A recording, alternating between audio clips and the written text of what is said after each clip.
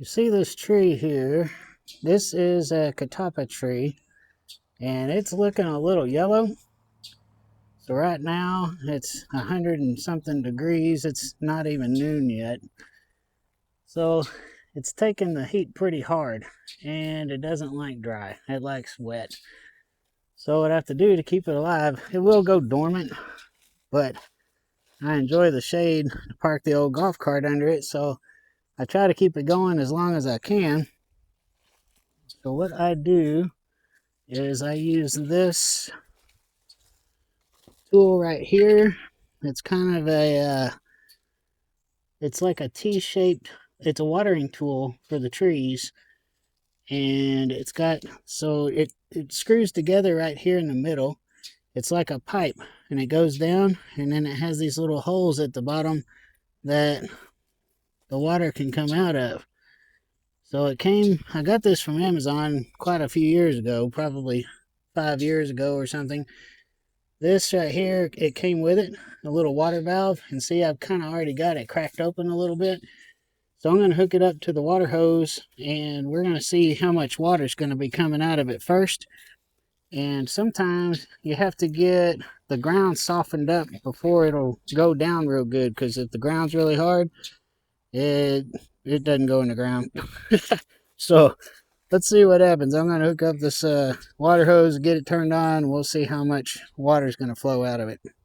The way I've understood it is this is the canopy of the tree, so the roots will come out underneath the canopy. So when it rains and the rain drips down, then the roots underneath the canopy absorb the water. Well, my driveway has a little bit of rock that kind of sloughs off, so you got rocks in here, tree roots, and all kind of things. So sometimes you have to just kind of find a spot where you can get this thing going. And once you get it started, then you just let the water run a little bit. You can see it kind of bubbling up there. You let it run a little bit to soften the ground. Then you just push it in the ground more and more until it goes all the way down pretty much. So right now, what we have coming out, it doesn't look like a whole lot, but I found out it's better this way. So I turned on the water first to blow out all of the air out of the hose, and then I just came back and put it on a little bit. So you see there's something already down there, so I'm going to scoot over a little bit. So I don't know what it is, rock, tree root. So I'll just keep pecking around like this over here until I find a place where I can get it into the ground where there's not something hard under there, and then eventually I'll be able to push it all the way down. So I'll put it on this side, over there, and over there. I kind of move it like 3 different points. And then I'll move it up to the front, put it on the oak trees. It takes days. I'll let this run out here for about 2 days here, 2 days over there, 2 days over there. Or sometimes I'll move it every 1 day. It depends on how much the soil is absorbing. So we'll see how it goes. So on the tree watering thing here, you can see we've got a little bit of water spraying out because the water hose is old. That's okay, because the whole point is to water the tree here. So you see how much we've got sticking up above the ground? So it's been running here about 20 minutes or better. So let's see how much we can push it. This can take a couple of hours.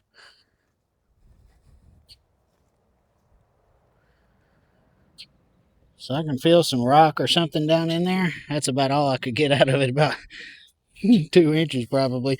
So we'll let it run some more. We'll come back. So we got a little more we can drive this in. I can feel the rocks down in there. So this thing screws together in the middle. So you can't do a whole lot of twisting or it'll unscrew it. So you kind of have to move it like this to get past the little rocks and stuff.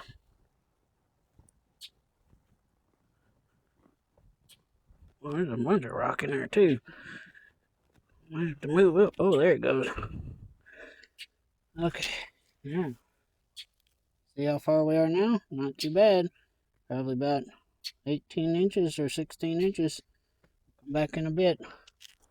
our water's been running for about 24 hours here, and the ground's extra soft. I'm going to move it over there. So I want to remember where my hole was because it took me a while to find one I could get into. So I use these. These are fiberglass rods. They're made for running electric wire. It has a little step thing on the bottom you're supposed to use to press it in. So I'm going to put, so see the watering deal is here. I'm going to put it here so I know that it's close by, but I don't want to smash the hole in with the lawnmower. So I'm just going to push this into the ground. Seems to be some rocks in here.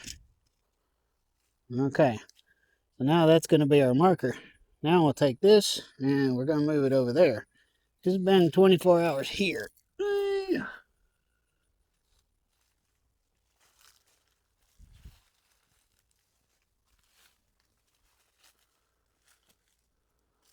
Now we still have some decent water coming out of it. So we're going to put it right here. Looks like we're going to have to come back.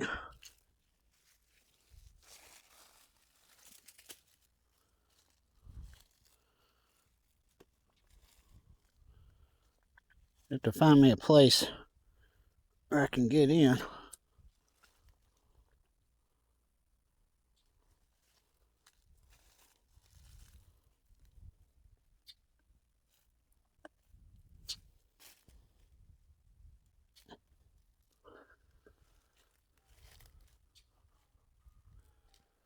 I think that one's going to work.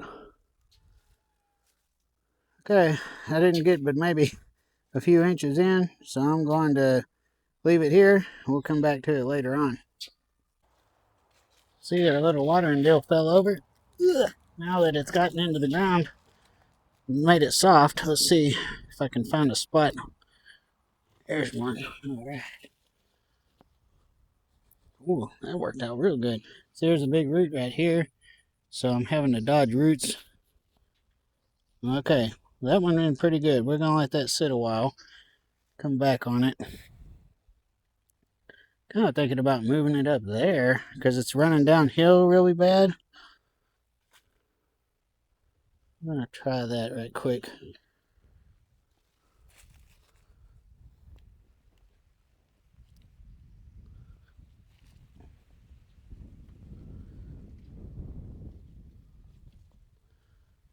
See if I just leave it here for a little while. Try it out, and if not, we'll come back to this other one.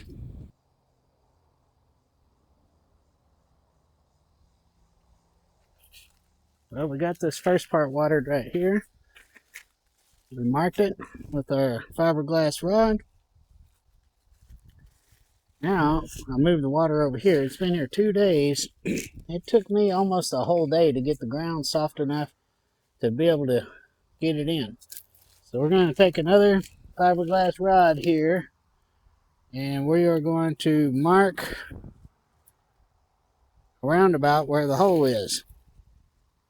So see, the hole is going to be there. Put this in about here. So this is made for electric fence. This fiberglass rod is. You just push. There we go. Now that's in pretty close to where the hole is. Now, pull this up. Like that. And we still have our good water coming out. So now we move it over here.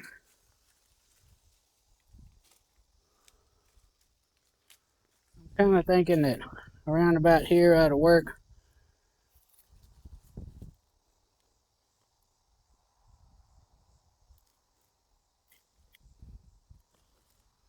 Ooh. So that went in extra easy for some reason.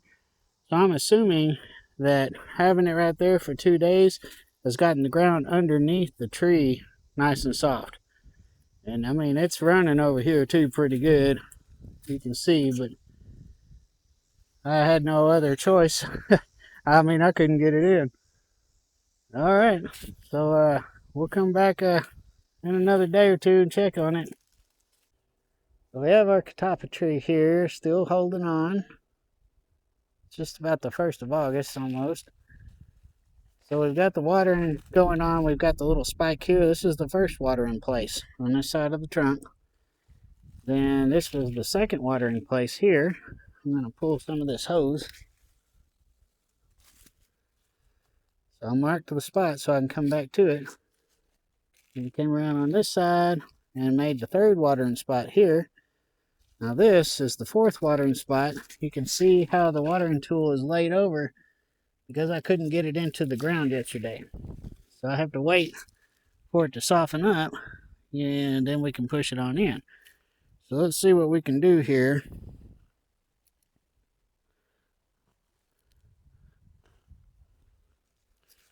All right. Seems to be going. Ugh. All right, that'll hold it. So we'll let it go for about a day on that side, and then we'll be done. That'll be about 1 week's worth of watering. And then we'll move the watering tool up to the oak trees in the front yard. Well, our watering is finished for this tree. So this one here, this was the last one. This is the fourth spot. And I had to leave it 1 day so I could get it into the ground. And now I've left it another day. So it should be well watered underneath the soil. So let me go get a fiberglass rod and we'll mark that spot. There we go, right there.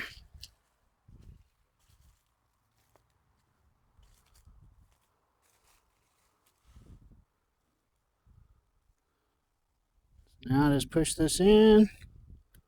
That way I know that the spot is just in front of it. And we're ready. I'm going to go turn the water off. And this thing's going to be finished. So see, I'm going to move this around because I was going to turn it off. But man, it is so dry. It hadn't rained here in a month.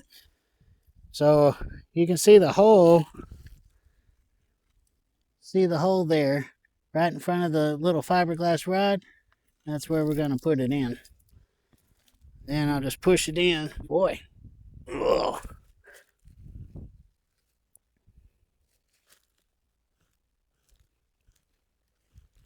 Man, that ground's hard.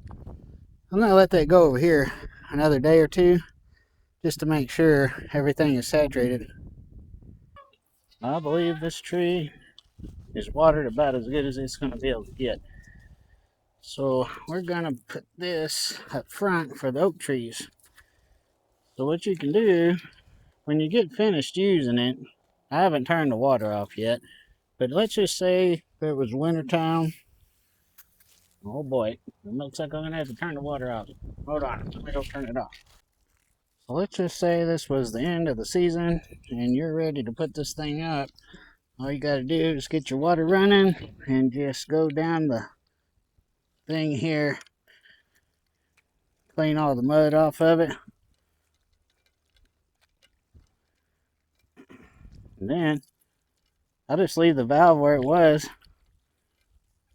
where it's turned on just a little bit, so next year I'll kind of know what's a good flow rate. Now it's all ready to be put away. Now we're going to move this hose up to the oak trees in the front. Put our trusty watering tool on it. Put that through the hole in the fence.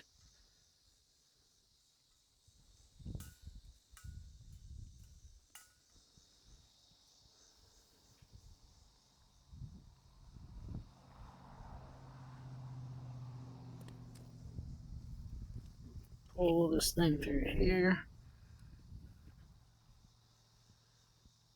So what I do, I'll put it in the middle of the trees first. That way they can both kind of get some water.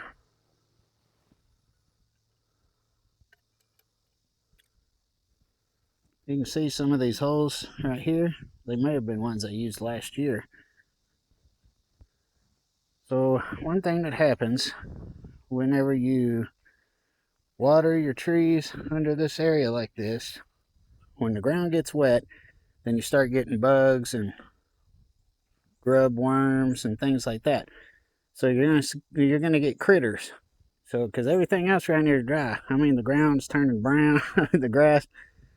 So, armadillos are the primary ones because they like to eat grubs. You'll see all these little holes.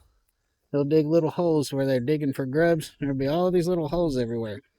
So, if you get those, that's when you got an armadillo, and they might be living under your house. So, you don't want an armadillo under your house, and you don't want a squirrel in your attic. You can see how tall these things have grown. I've lived here about 23 years, and these were about 15 or 20 feet tall when I moved in here. There's 2 trees here, and they make, because that's the west, so they make a huge shadow that covers the whole front part of the house right here in the evening. So it really works out good. We've got these new trees coming up over here. I don't know what these things are. Maybe a hackberry tree or something. These things came up a couple of years ago, and they're all right in a row too. It was real weird. I don't even know where they came from. But I let them grow, and heck, they're doing real good. They're pretty hardy. These are hardy too. These things don't have problems in the summer. When it gets really hot, they can go for a long time without water. But if it goes too long without water, you'll know. It'll start turning yellow just like anything else would. Alright, so that's the end of it. We're going to let this thing sit here and get the ground softened up so I can put it into the ground. Man, today we had a cool front come through. It is 1 o'clock in the afternoon and it is 92 degrees out here, man. That is crazy. It's the 2nd. This is August the 2nd. You don't see that around here. August usually means fire and brimstone. Yeah, it's going to have to sit there a while. Alright, well, that's how we water the trees.